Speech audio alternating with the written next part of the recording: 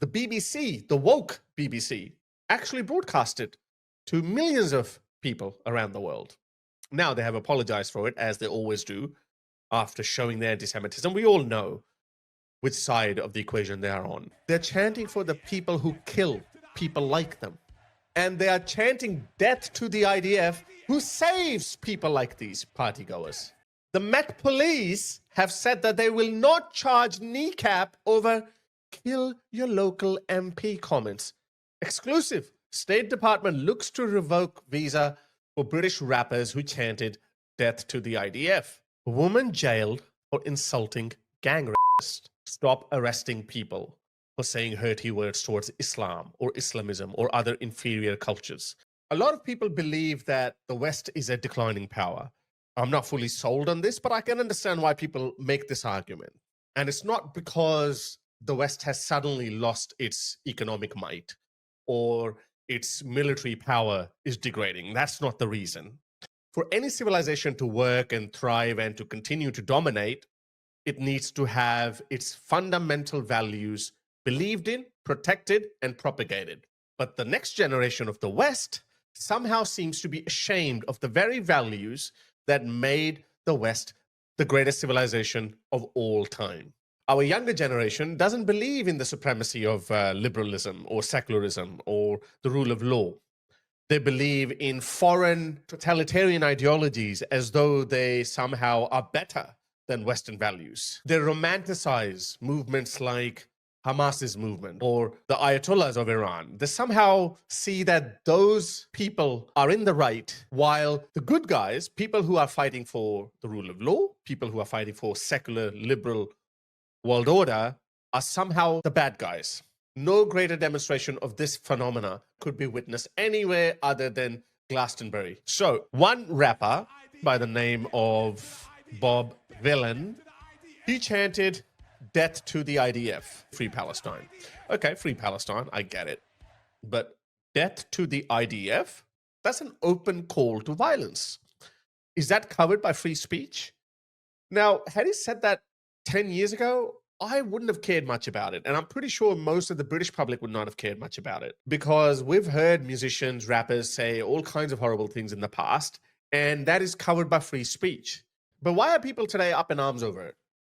Well, that's because you have a two-tier justice system in Britain. Who can forget Lucy Connolly, who made a tweet in which she said, I couldn't care less if this hotel was burned down. Now, I couldn't care less if somebody's hit by a truck. That's a bit distasteful, but that's not promoting violence. That's what she said. And for that, she got 37 months in prison. And by the way, she's a mother. No compassion shown to that woman. And she had deleted that tweet within a couple of hours. Okay? So that shows this heavy-handedness of the British justice system towards people who say offensive things. But what about this guy who is openly saying death to the IDF? And a lot of people are chanting with him. And to make matters worse, the BBC, the woke BBC, actually broadcast it to millions of people around the world. Now they have apologized for it, as they always do, after showing their anti-Semitism. We all know which side of the equation they are on. Now, the reason why I tied this to the decline of Western civilization is that it seems like our next generation cannot distinguish between right and wrong. They cannot tell who's the good guy. Now, ironically, these people who enjoy music, who enjoy to party, who like to get drunk, dance, these people are cheering for the mob that went into Israel on the 7th of October and killed their peers at the Nova Music Festival. That's the irony of it. They're chanting for the people who kill people like them. And they are chanting death to the IDF, who saves people like these partygoers. That's the reason why the West is collapsing. These people have no idea who's the good guy and who's the bad guy. So as I said, people wouldn't have cared about it if that had happened 5-10 years ago, because at that point, people were not sure that we have a two-tier justice system in Britain. But today, people are becoming more and more aware with each passing day, with each passing incident, that there is a two-tier justice system. In the wake of the Southport massacre, followed by some riots, Comrade Keir Starmer put his hammer down and delivered swift justice to people for delivering hurty words on social media. But now people are asking, what are you going to do about these people? By the way, I read somewhere that they're not going to do anything about kneecap. His statement is even worse. He said, kill the MPs. Let me show you this. The Met Police have said that they will not charge kneecap over kill your local MP comments at London gig. Counter-terrorism officers from Scotland Yard investigated the footage from a gig at Camden's Electric Ballroom in November 2023. Okay, so he might have said this previously. Not in Glastonbury, but he said it previously in 2023 in Camden. Camden is such a hippie place. Now that's two-tier justice system. Lucy Connolly says that I couldn't care less if somebody did this to this hotel. So he got 34 months in prison for that. And this guy says, kill your local MP. The Met Police says, yeah, nothing to see here. And it seems like the Trump administration is the only administration in the world with some balls. Exclusive. State Department looks to revoke visa for British rappers who chanted death to the IDF. I really hope it happens. I really, really hope that we get some normalcy in our policies. Now, as I said, I couldn't care less if he had said that 5 or 10 years ago. The only reason why I am demanding him to be imprisoned, actually, because you've already said that people are going to be imprisoned for hurty words. This is more than hurty words. This is a call to violence. But having said that, though, I have a feeling that nothing's going to happen. They're not going to do anything.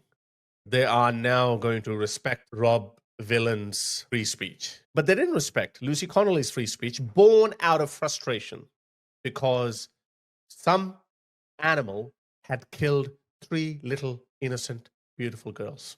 The British justice system is so screwed. I remember there was a story. Let me show you. Have a look at this.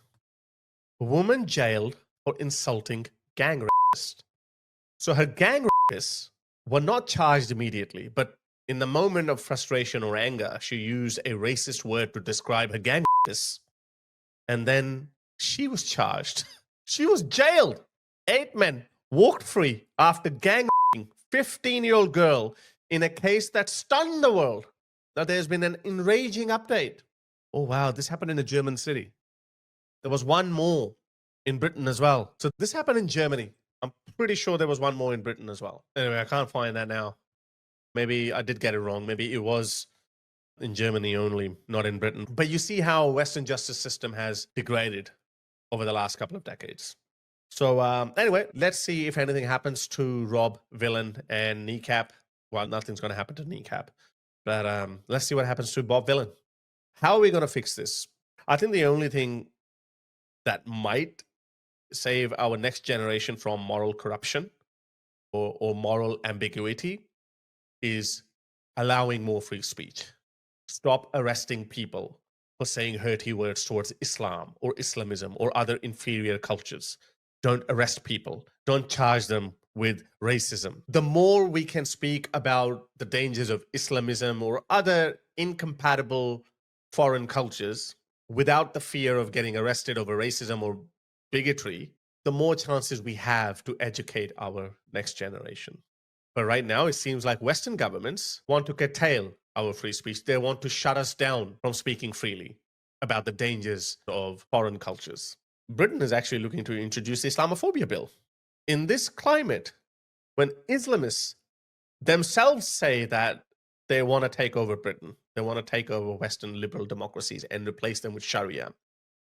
Very simple.